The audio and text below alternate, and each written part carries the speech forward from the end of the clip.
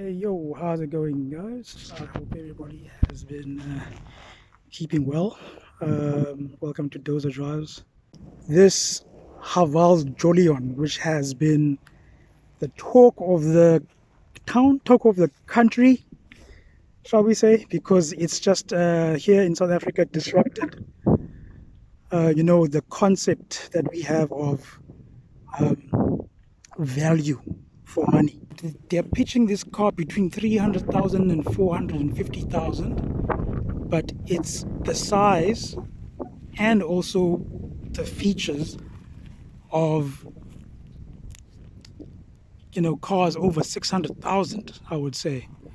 The size of it is a Hyundai Tucson or a Nissan Qashqai, maybe even bigger than a Nissan Qashqai. But damn, I mean, this car indeed has caused quite a disruption in terms of what we perceived Chinese products to be. This video, I'm just going to run through what this car has, what it doesn't have for the price, and why it's become so popular. The past past year, HAVAL as the leading SUV brand in China have now spread their wings and have landed in South Africa with quite a bang. The first one, I think this Jolion is a replacement of the H2, and the H2 was kind of like a warm-up, I would say, to what this Chinese brand can do. But with this Jolion, they've come through with the thunder. This Jolion, the H6, which is a bit bigger than the Jolion, has maybe a bit more features, or maybe probably the same features, but just in a more premium product in the H6. But let's just run through what you get for that price bracket between 299,000 for the entry level and 420,000 for this one. This is the top notch, the top spec super luxury version is what they call it. You've got your 18-inch wheels, 18-inch rims, the alloy rims, very, very nice. It's also got a nice suspension setup, I would say. It's not just down to how thick the tires are, the tire profile, but just it's got a very, very nice suspension setup. Those LED daytime running lights with the full LED headlights, the dims and the brights, all is LED. The one thing you can tell that this is the one way you can tell that this is a Chinese car is all the chrome that's at the front there. Looks are subjective. I am not a big fan of the treatment of the chrome and all of that, and also it's just a tad bit busy at the front here. If maybe you didn't have whatever's going on there, because it's actually nothing. It's not vents. It's just a black paneling surrounding that LED strip, daytime running strip. It's really got nothing to do with functionality or anything like that. Let's just see if I can get these lights on. No, you can't see them. The car has to be on. But yeah, this chrome treatment here, it's a lot. So not to my taste, but the car looks fine. I think if you see the H6, that's a much better execution of a Chinese product that has come through to be sort of like European in feel. As we go around the back, it's it's okay. For me, it gives me a bit of a Volvo feel, which is never a bad thing. Again, all the chrome there at the bottom. It's a Chinese way of saying luxury, I think. That's how the Chinese express that luxury feel. There's no exhaust, you know, those exhaust pipes, those fake exhaust pipes that usually you see with all these other brands. You don't see it here, but there's one little tailpipe at the, there's a tailpipe here that just is hidden, which I think is a nice touch. You know, if you don't have the performance, so you don't need all of that, you know, all of that cladding or that, all of that, those exhaust patterns to make it look like it's a performance car when it isn't. Nice touch with the chrome strip on the sides. Again, what I would love to see is someone who would buy this car and then just everything that's chrome, just go and wrap it black. Go wrap it, go wrap everything that's chrome, wrap it sort of like gloss black, and I think you will sell me in terms of the treatment of the exterior. It's a pretty sizable boot. The boot is pretty big. I think you've got 410 liters, 430 liters. I just mind my my numbers there. I would have loved, for this size vehicle, I would have loved a touch of, let's say, like a electronic tailgate. But you can't ask for everything in a 415,000 rand car, 420,000 rand car.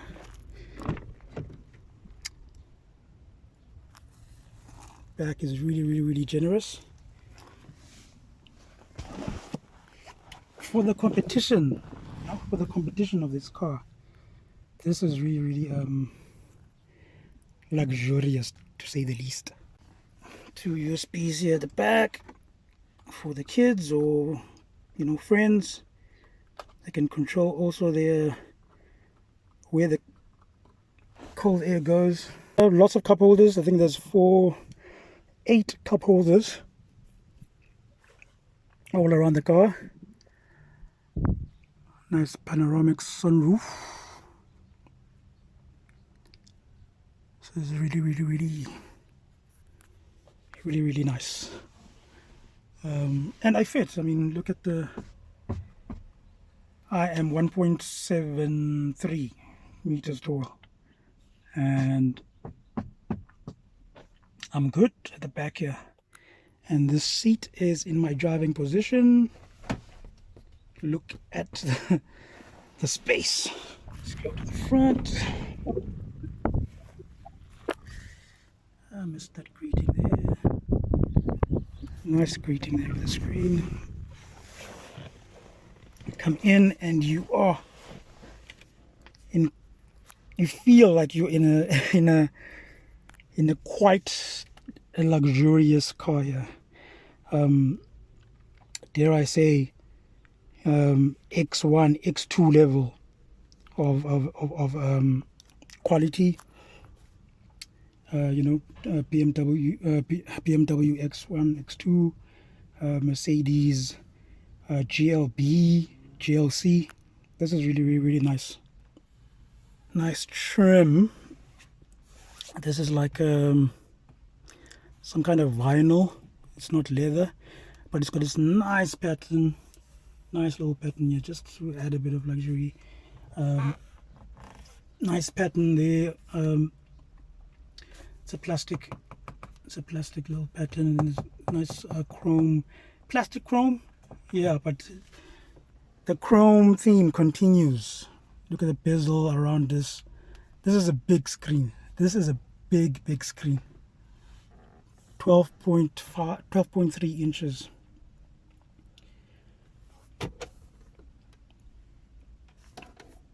more cup holders there. Nice generous space here. This is deep. This is deep. This is really deep. Wireless charging for your phone. The car has keyless entry and start. Let's just start it up while we're at it.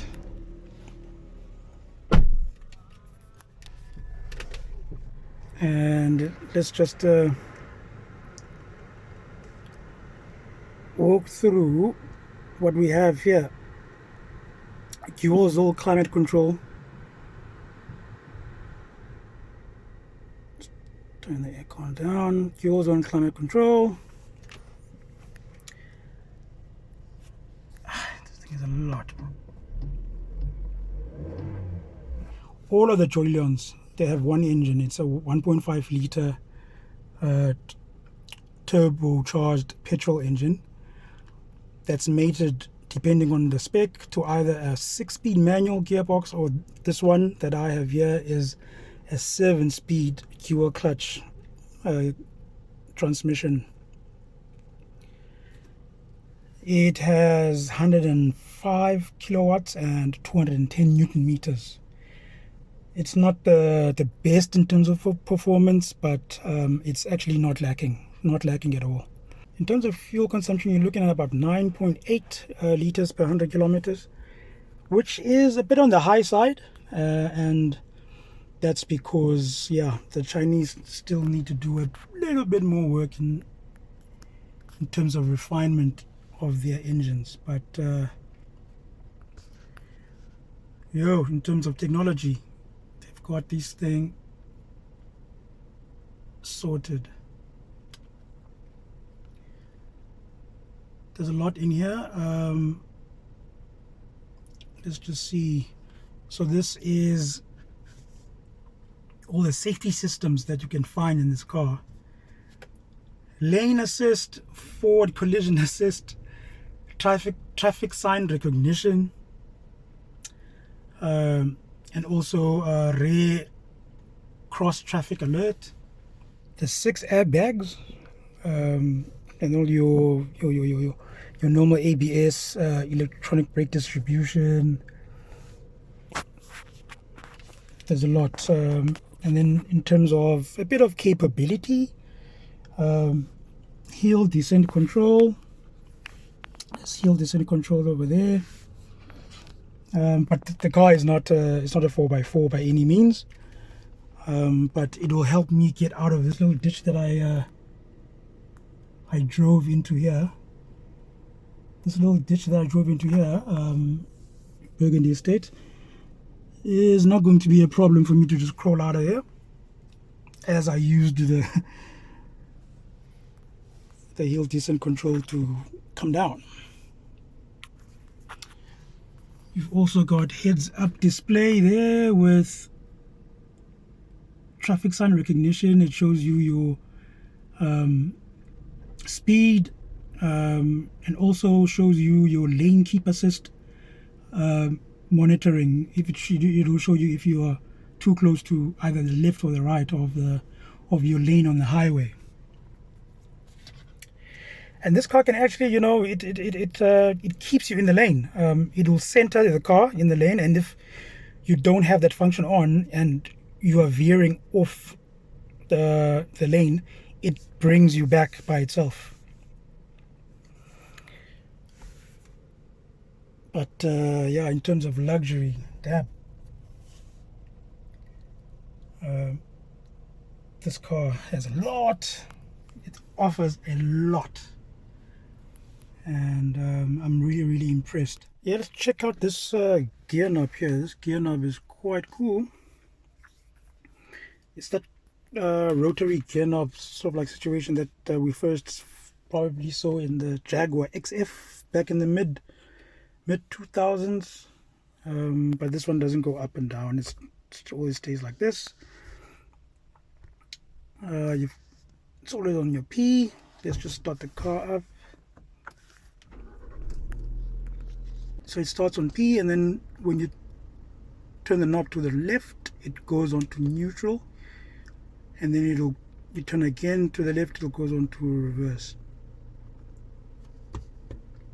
Go back to P again. If you want to go to drive, when you just got into the car, turn it to the right, it'll go engage D, and if you turn it again to the right, it'll engage manual mode. So over there it's either D or it'll be manual mode. And in terms of, so this car has 4 driving modes: normal, eco, sport, and snow. It's called snow mode, snow field mode. And one thing that's a faff about engaging them is there's like 2 layers that you have to go into to get to selecting the driving mode. Instead of any buttons here, there's no buttons here at all. There's just like the the electronic handbrake and the brake hold assist. Other than that, to go and engage your driving modes, you have to, there's the home screen, and then you have to go to the vehicle settings, and then you go to the driving settings, and then you have to go to the driving mode.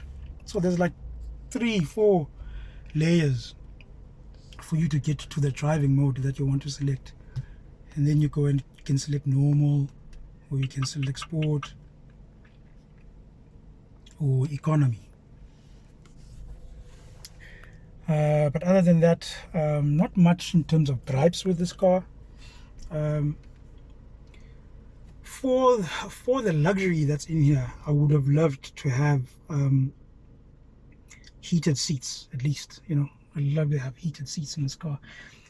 But still, at that price point, I'm not complaining at all that it doesn't have seat warmers.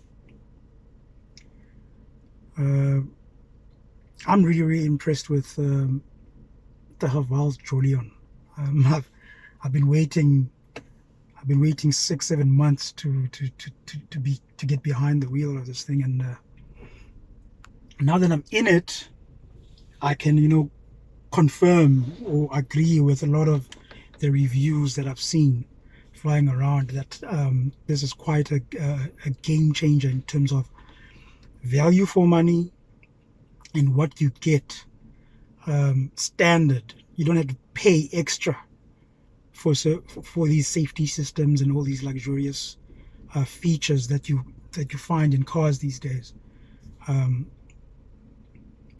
Really impressed with HAVAL's products. I liked the H6, I liked the H9, the previous ones I tested that I tested 3 years ago.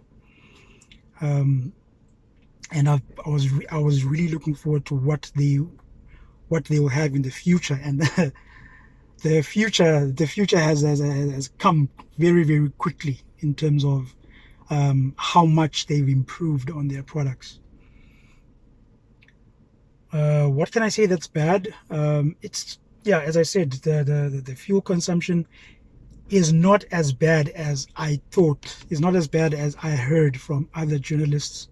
I think maybe other journalists are driving the car with a bit of a heavy foot for them to get 11-12 liters per 100 kilometers on their testing week. I'm driving chilled, just going to first fetch the kids from school, drive around to groceries, and maybe see friends on the weekend. I did not drive this car like a performance car, so I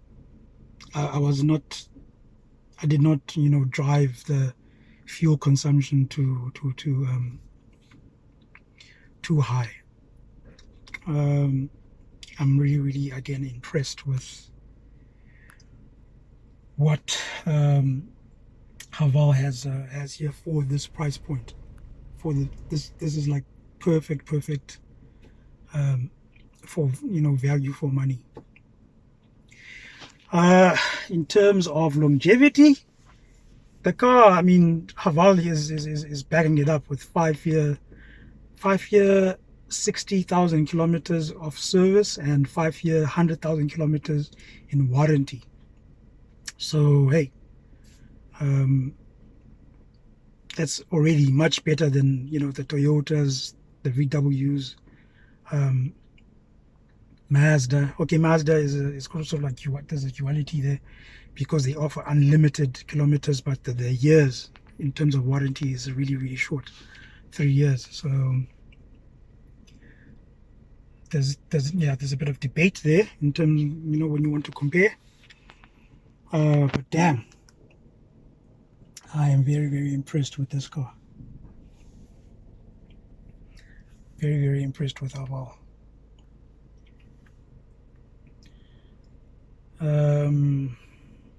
Or maybe let me report back. Let me drive a bit sporty. You know? Let me hoy a bit.